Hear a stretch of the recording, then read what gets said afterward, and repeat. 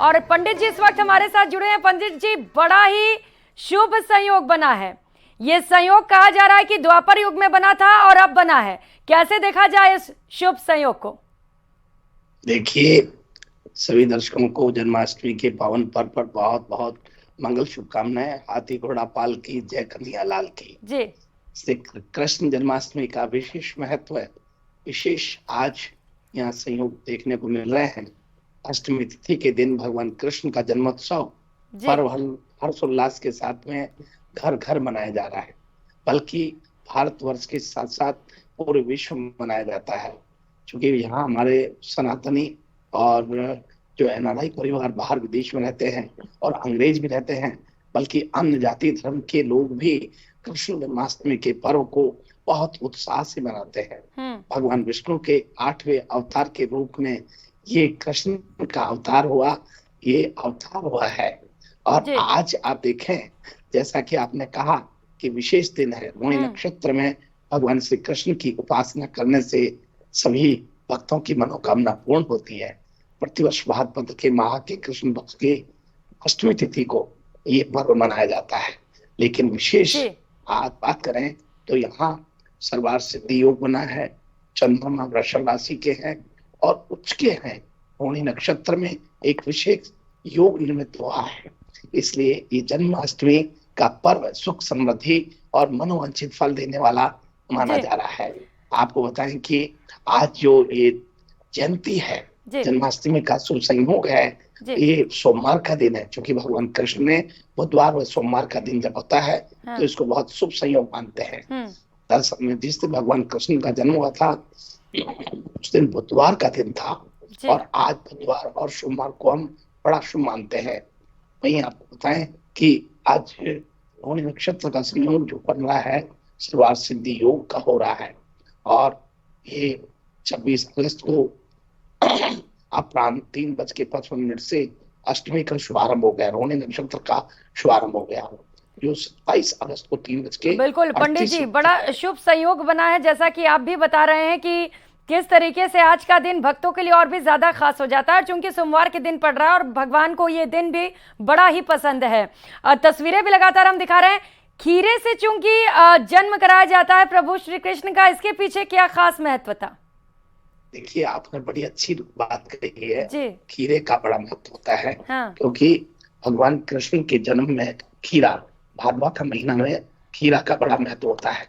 और खीरा का महत्व इसलिए भी होता है कि भगवान इसमें बड़े ये प्रसाद को पाकर के बड़े प्रसन्न होते हैं। खीरा में सबसे अधिक 96% पानी होता है।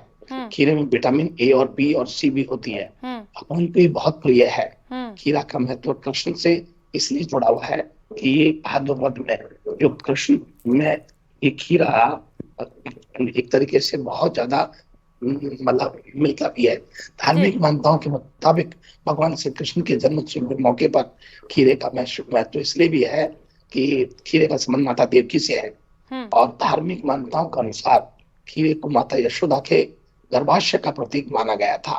तो इसलिए ये डंठल वाले खीरे का बहुत महत्व होता है। और भगवान जन्माष्टमी पर कृष्ण के पूजन में धार्मिक मत की बात करें तो हम खीरे का बड़ा महत्व मानते हैं। और चूंकि ये खीर, जैसे मैंने आपको बताया कि इसका विशेष तौर पर जो पूजा करते हैं उसमें खीरे का भोग नहीं लगाया जाए तो फिर आपकी पूजा ही अधूरी मानी जाती है। इसलिए जो है जन्माष्टमी पर बड़े विशेष अच्छे रूप से आपने बताया कि खीरे का क्या महत्व है, क्योंकि हर घर में खीरे से ही प्रभु श्री कृष्ण का जन्म कराते हैं। वो खास मंत्र पंडित जी बता दीजिए, क्योंकि शुभ संयोग है, कैसे भगवान श्री कृष्ण को खुश किया जाए? देखिए, सबसे अच्छा मंत्र की बात करें तो ओम नमो भगवते वासुदेवाय नमो नमः। और इसके अतिरिक्त मूल मंत्र की बात करें जो भागवत का शीर्ष है, ओम क्लीम कृष्णाय गोविंदाय गोपीजन बल्लभाय स्वाहा। ओम क्लीम कृष्णाय गोविंदाय गोपीजन बल्लभाय स्वाहा, इस मंत्र का भी कर सकते हैं। और इसके अतिरिक्त एक बात करते हैं, जब भगवान कृष्ण का हम 12:05 पर जब यहाँ पंचामृत अभिषेक करेंगे तो उस वक्त पुरुष सूक्त का पाठ करना चाहिए। ओम सहस्त्रशी रेखा पुरख सहस्त्राक्ष शास्त्रपात सर्वभूमि गुम सर्वतत्वता तैतीस सामूलम पुरुष वेद गुम सर्वमितम यच्च भावयम। इस मंत्र से जो है भगवान का अभिषेक करना चाहिए। और भगवान का विशेष रूप से आज जब पूजन अर्चन करें तो आपने जब खीरे की बात कही, मुझे वो बताना चाहूंगा कि जब जन्मोत्सव के उपलक्ष्य में जन्माष्टमी का जो पर्व है पर हम विशेष रूप से लड्डू गोपाल को प्रिय चीजों का भोग लगाते हैं, उसमें खीरा काटे बिना अधूरी होती है। तो आपकी पूजा में खीरा काट करके और भोग लगाना चाहिए। खीरा काटने का महत्व के बारे में बहुत विशेष मैं बताना चाहूंगा कि ये इसमें 1 रुपए रख देते हैं और फिर उसका जो है काट करके रुपए को निकाल के भगवान के चरणों में रखते हैं और फिर जलाभिषेक करते हैं, पंचामृत अभिषेक करते हैं और ये विधि पूर्वक पूजन के साथ में उनको रखा जाता है। तो रात 12 बजे खास परंपरा है जिस खीरा के बिना कृष्ण की पूजा अधूरी मानी जाती है। जी जी बिल्कुल। अब पंडित जी कोई और भी अगर उपाय हो, जब प्रभु का जन्म होता है तो कई बातें खास ध्यान में रखनी होती है लेकिन कई लोगों को पता नहीं होती, अगर आप बता पाए। जी देखो, एक बात बताना चाहता हूँ कि शायद किसी को मालूम होगा जन्माष्टमी और खीरा क्यों काटते हैं। इसके पीछे क्या कारण है कि जब माँ के कोख से बच्चा जन्म लेता है तो उसकी जो नकल होती है, नाल, गर्भ नाल बोलते हैं उसको काट के अलग कर जाते हैं, अलग होती है, तभी उसका हम जन्म से मानते हैं। तो ठीक उसी तरह से दिन रात में खीरे से लड्डू गोपाल का जन्म होता है तो लड्डू गोपाल उसमें से जब बच्चा नाल काटते हैं, जैसे उस खीरे को काटना नाल काटने के समान होता है, इसलिए उसमें खीरे को सिक्के की मदद से काट करके, चाकू से नहीं काटना चाहिए, सिक्के की मदद से काटना चाहिए। खीरे से लड्डू गोपाल को जब लेते हैं तो नाल छेदन का भाव होता है। खीरे को काटने का मतलब नाल छेदन का भाव होता है और प्रसाद के रूप में खीरा को बांटा जाता है। और जन्माष्टमी की जो पूजा है विशेष रूप से आप देखें कि शाम से ही लगातार चली आ रही है, लेकिन 12:01 से लेके 12:45 तक जो है भगवान का जन्म उत्सव के रूप में आप देखो छोटे छोटे बच्चे किलकारियम लगाते हैं और उसके बाद में फिर भगवान का अभिषेक होता है, भगवान की नई पोशाक होती है, उनके बोर मुकुट लगाया जाता है और उसके बाद में जो है भगवान को प्रसाद। लेकिन एक विशेष ध्यान रखें कि भगवान की पीठ ना देखें, क्योंकि पीठ भगवान शत्रुओं को दिखाया करते थे। और काला वस्त्र ना पहने, क्योंकि काले वस्त्र को भगवान के लिए निषेध माना गया है, खासतौर पर पूजा के दौरान, इसलिए काला वस्त्र नहीं पहनना चाहिए इस समय, खासतौर पर इस समय नहीं पहनना चाहिए। सबसे शुभ रंग पीला होता है पंडित जी, क्योंकि भगवान को भी पीला बड़ा पसंद है।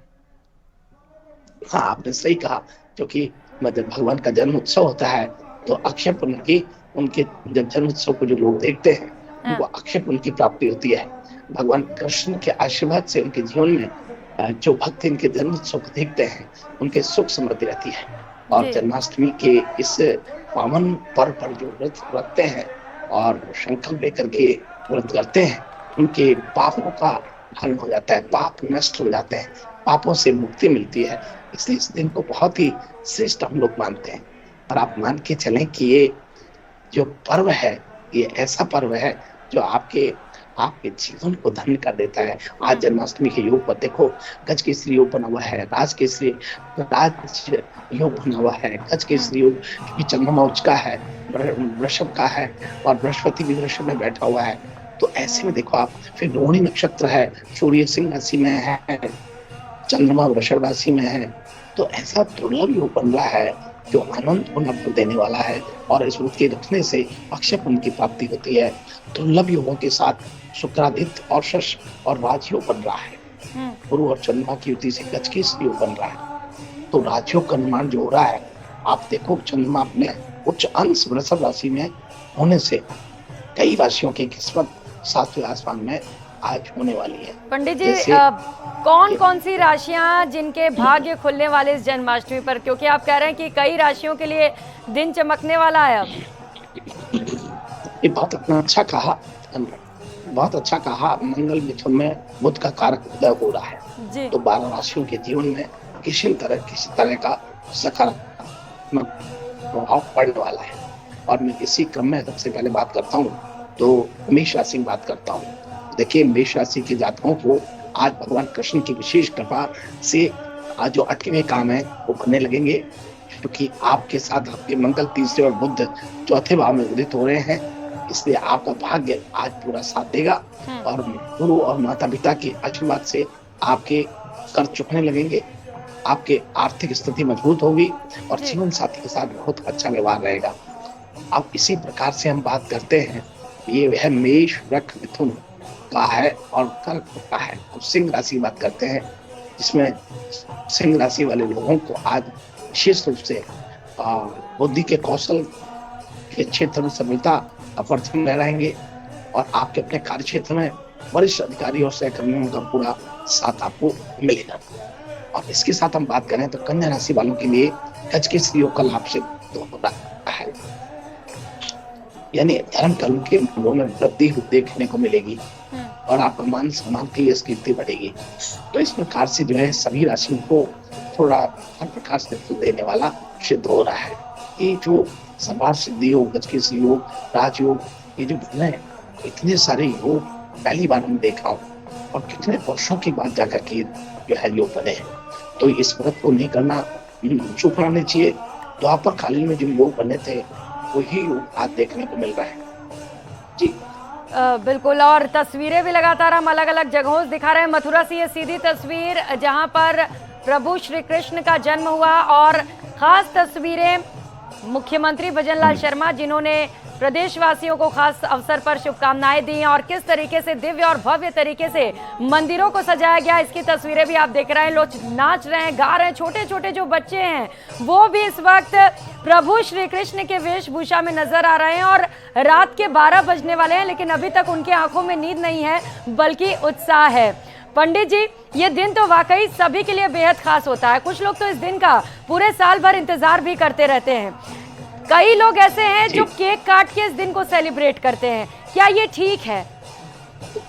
देखिए, मैं आपको एक चीज कहना चाहता हूँ, निश्चित रूप से भगवान का आज का दिन जो पर्व है, कोई केक काट करके, कोई भजन संध्या करके, कोई जो है माखन मिश्री का भोग लगा करके, कई मटकियों को तोड़ करके अनेक प्रकार से जो है इस उत्सव को विश्व भर में प्राचीनतम और धर्म के साथ में भगवान विष्णु के 8वें अवतार कृष्ण के जन्म उत्सव का पर्व को धूमधाम से मनाते हैं। और मैं एक बात जरूर कहना चाहता हूँ, यहाँ की जो जन्माष्टमी का ये आस्था का जो अनूठा संगम हम देख रहे हैं पूरे विश्व भर में, ये बहुत लंबे समय के बाद में ऐसे संयोग देखने को मिले हैं।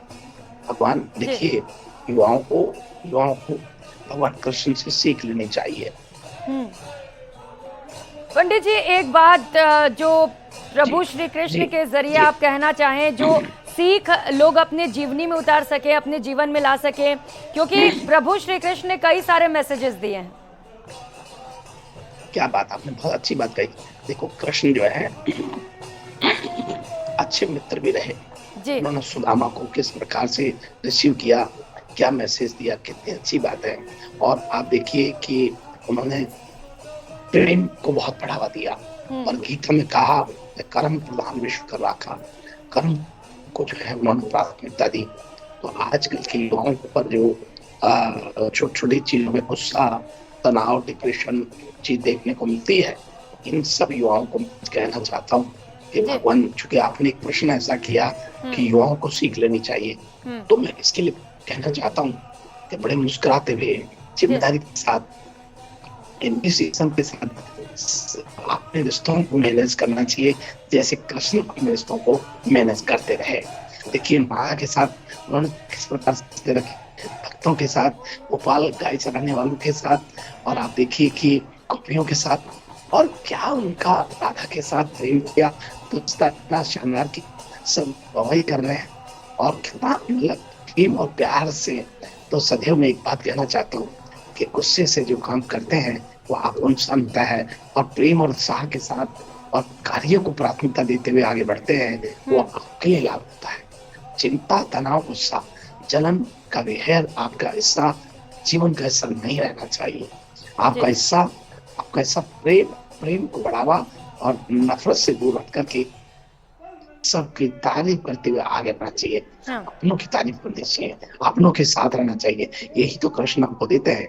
कृष्ण ने यही तो दिया, जिम्मेदारी निभाओ, गुस्से पर कंट्रोल करो, अपनी ताकत को पहचानो, व्यवहारिक बनो, ईमानदार बनो, यही तो कृष्ण हमको कहते हैं। अच्छा, आप देखिए सफेद मक्खन खाने से क्या क्या फायदे होते हैं, ये साइंस भी बताती है। और साइंस कहती है कि हार्ट स्ट्रांग होता है, दिमाग तेज होता है, हड्डियां मजबूत होती है, नजर तेज होती है। और ये जो है ना, आज के दिन फास्टिंग जो लोग करते हैं, इसका डाइजेशन बहुत मजबूत होता है, कोलेस्ट्रॉल कंट्रोल होता है, बॉडी का डिटॉक्स होता है, वजन कंट्रोल होता है, दिमाग शांत होता है। इसमें बिल्कुल, कृष्ण जी को माखन चोर भी कहते हैं, क्योंकि माखन उनको बड़ा प्रिय था। और पंडित जी बता रहे थे कि क्या क्या फायदे हैं माखन के। चूंकि लगभग 11:30 बज चुके हैं पंडित जी, 12 बजे प्रभु श्री कृष्ण का जन्म होने वाला है। वो गलतियां जो लोग करते हैं वो गलतियां ना हो, किस तरीके से जन्म करें, उसमें कौन कौन से गलतियां ना करें, इस पर जरा एक बार जानकारी दीजिएगा। देखिए, आपने ये बहुत अच्छी बात कही, मुझे अच्छा लगा कि भगवान कृष्ण का जन्मोत्सव के दौरान कोई गलतियां ना हो। तो सबसे पहले तो मैं कहना चाहूंगा कि जब आप भगवान कृष्ण का जन्मोत्सव मनाए होते हैं, तब खीरा जरूर काटें। खीरा काटने मतलब नाल काटना होता है। हाँ। जो बच्चा जन्म लेता है तो माँ की गर्भ से नाल उठती है, तभी वो अपना स्वतंत्रता महसूस करता है। और दुनिया भर के जो कृष्ण प्रेमी हैं, जन्माष्टमी का उत्सव बड़ी धूमधाम से मना रहे हैं। मैं उन सब दर्शकों को कहना चाहता हूँ, काला वस्त्र ना पहने, चाकू इस्तेमाल खीरा काटते समय ना करें, सिक्के से काटें, रुपए से काटें। और विशेष रूप से आप जो है बहुत प्रसन्नता के साथ बिल्कुल। में तो पंडित जी ने बड़े अच्छे से बताया कि वो गलतियां जो आपको नहीं करनी है। वैसे तो बेहद ही शुभ संयोग है, और पूजा पाठ करिए। कई लोगों ने व्रत भी किया है, और माना जा रहा है कि काफी ज्यादा इस बार जो